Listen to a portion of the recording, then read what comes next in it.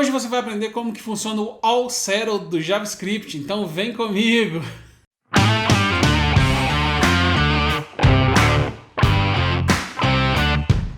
Fala pessoal, para quem não me conhece, sou Emerson Broga e eu ajudo desenvolvedores em suas carreiras ensinando JavaScript, React e Node.js. E no vídeo de hoje você vai aprender como que funciona o All Settled, que é uma função relativamente recente aí do JavaScript, deve ter alguns anos só, e pouca gente conhece, pouca gente usa, eu vejo muito pouca gente utilizando nos seus códigos, e eu vou mostrar hoje detalhadamente como que essa função funciona e qual o problema que ela resolve. Assim como eu fiz lá no vídeo bem antigo aqui do canal, onde eu mostrei como que funcionam os callbacks, promises e async await, né? Ou seja, eu venho ali desde o comecinho do JavaScript, onde a gente usava callbacks para tudo, depois eu passo pelas promises, que é o que a gente utiliza até hoje, porém uma forma diferente de tratar essas promises, que foi usando o async await, e eu vou até ali. E aí nesse vídeo aqui é meio que, não é uma continuação, né? Se você já entende como que funciona o async await, como que funcionam as promises, você pode continuar aqui, mas se promises é um negócio que é novo para você e você ainda não entende como que funciona, eu recomendo muito que você veja esse vídeo antigo do canal chamado Callbacks, Promises e Async Await, e é claro que eu vou deixar o link aqui na descrição.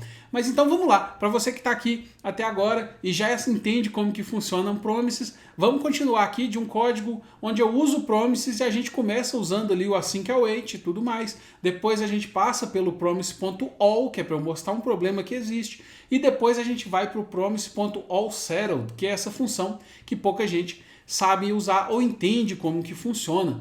Então agora, sem mais delongas, vamos lá para o computador. Então vamos lá, agora que a gente está aqui no computador, deixa eu te mostrar, né, qual o problema que o método AllSettled resolve, né? Então vamos aqui comigo que eu vou te mostrar algum exemplo que é bem comum, né, nos códigos JavaScript que a gente vê por aí. E ele é o seguinte, ó, a gente tem duas funções aqui, a fetchUser e a fetchFavoriteBand, elas são funções assíncronas. Então a gente está usando aqui o async await para esperar a execução dessas funções, né, e retornar aqui o seu valor. A gente tem também um try-catch aqui para pegar esse erro, né, caso alguma delas, né, sejam rejeitadas, né, uma promise que foi rejeitada. Então a gente tem o try-catch aqui para pegar esses erros. E aí eu vou abrir o meu console aqui e a gente vai executar. Essas funções, elas não são funções de verdade que vão lá fazer um fetchUser ou fetchFavoriteBand. Elas são funções que eu criei aqui só como forma de exemplo aqui. Elas demoram entre 1 a 3 segundos para executar. E em algum dos casos elas também podem falhar, né? Ou seja, elas podem lançar um erro aí com uma promise reject, né? Que vai cair aqui no nosso catch. Então vamos rodar aqui o nosso exemplo 1.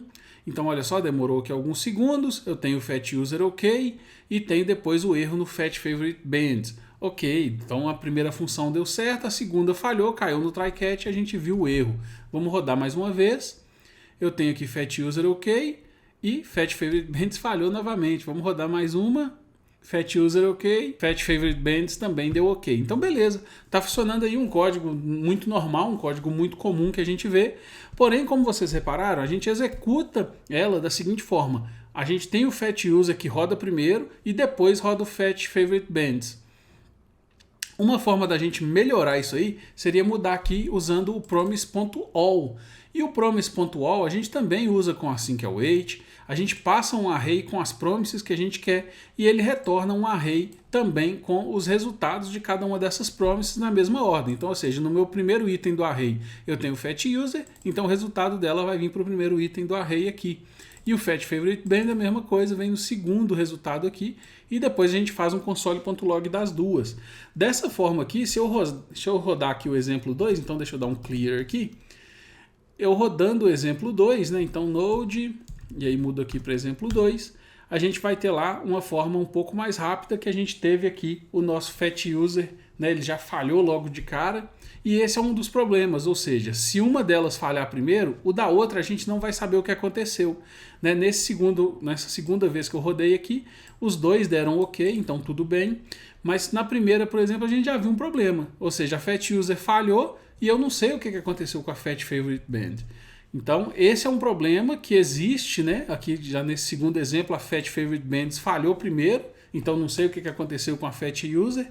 Então a gente tem esse fetchAll, esse promise.all, que já melhora, né, o nosso código, ele vai fazer os dois rodarem aí de forma simultânea e tal e retornar para a gente. Porém, a gente tem esse problema. Se uma delas falhar, a gente não sabe o que aconteceu com a outra, né? Porque ele vai cair no try-catch e simplesmente o resto vai ser ignorado. Então, esse é um problema.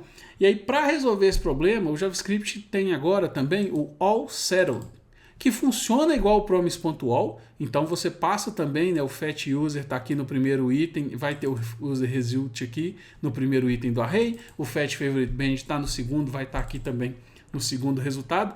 Porém, agora perceba que eu mudei de user para user result, né? Antes eu tinha user band e agora eu tenho user result, band result. Então vamos ver o que esses caras aqui fazem de diferente. Então olha só, se eu rodar, abrir o console aqui de novo, deixa eu limpar aqui, vamos rodar o exemplo 3, por exemplo. Agora olha o que acontece. As duas rodam em paralelo, só que agora olha o meu resultado. Eu sei que o meu user result, né, ou seja, o meu fetch user, ele retornou aqui para mim um objeto, e esse objeto ele tem status, e aí o status deu fulfilled, ou seja, uma promise que ela foi resolvida, ela foi fulfilled, né? Então ela é uma promise que deu certo, e aí ele me retorna o valor, né, o resultado ali, que é o meu fetch user ok, porque é o que a minha fetch user retorna, ela retorna uma string fetch user ok. E a minha fetch favorite band, ela retornou o status de rejected, ou seja, ela é uma promise que falhou, e aí eu tenho o reason, e aí o reason é o erro lá, né, é o que voltar lá do meu reject, né, que no caso também é uma string fetch favorite bands failed. Se eu rodar aqui mais uma vez, vamos ver se vai dar as duas rejected ou as duas fulfilled. Deu de novo a primeira fulfilled e a segunda rejected, vamos ver mais uma vez. Pronto, aqui agora eu tive as duas como fulfilled, ou seja, eu tenho o fetch user ok e fetch favorite bands ok, as duas foram fulfilled, ou seja, aqui eu sei o que aconteceu com as duas promises que eu mandei. Ao contrário do promise.all, que eu só sei se der certo as duas, mas se uma delas falhar, eu não sei o que acontece com a outra. Então, dessa forma aqui, com o all settled, eu consigo ter esse resultado aí. E aí o que você pode fazer aqui depois é tratar esse resultado para pegar o seu, né, para pegar o seu valor, caso ele seja fulfilled, ou lançar um erro caso ele seja rejected. E aí você pode tratar aí, né? Você pode pegar, por exemplo, né, se eu quiser pegar aqui, ó, ao invés de pegar o user result aqui, eu posso pegar e fazer o seguinte, ó. Eu posso pegar aqui o status e depois user.userResult.value ou userResult.reason. E aí eu posso fazer a mesma coisa aqui com o meu bandResult. Então vamos trocar aqui, ó, bandResult. E aí dessa forma aqui, vamos rodar aqui mais uma vez, vamos ver o que vai dar. Eu tenho lá, ó, que uma foi rejected, e aí me mostrou aqui user failed, fetch user failed, ok. E o fulfilled e o band me mostrou aqui que ele foi fulfilled, fetch favorite bands ok. Ou seja, dessa forma aqui eu já tenho aqui certinho o meu, né, o resultado das duas. Enquanto se esse tipo de cenário aqui acontecesse no promise.all, eu ia simplesmente ver que a primeira foi rejeitada e não ia ter o fetch bands funcionando. Eu não ia saber o que aconteceu com a segunda. Né? E a segunda que eu falo, a segunda em tempo de execução, não a segunda da ordem aqui, porque elas vão rodar as duas de forma simultânea, e aí com isso eu perco, né? Num promise.all eu perderia o resultado se a primeira falhasse, e num promise.all settled eu sei todas as promises que eu mandei e o que aconteceu com elas. Bom, pessoal, então espero que esse vídeo aqui tenha te esclarecido como que funciona o all settled do JavaScript. Eu espero que você comece a usar esse tipo de função nos seus códigos aí para você conseguir tratar melhor como que suas promises são resolvidas ou rejeitadas aí dentro do seu código. Né? Se você gostou desse vídeo, vale deixar um joinha, né? Eu vou pedir aqui para você deixar um joinha nesse vídeo. Se você tem um amigo aí desenvolvedor que ainda não sabe usar essa promise.all settled, manda esse vídeo para ele. Manda esse vídeo para ele agora. Fala com ele, assiste aqui que agora você vai esclarecer de uma vez por todas como que usa o all settled e vai deixar o seu código aí muito mais performático, muito mais bem trabalhado para tratar os erros e tudo mais. Então, Eu fico por aqui, agradeço por você ter assistido o vídeo até o final e valeu!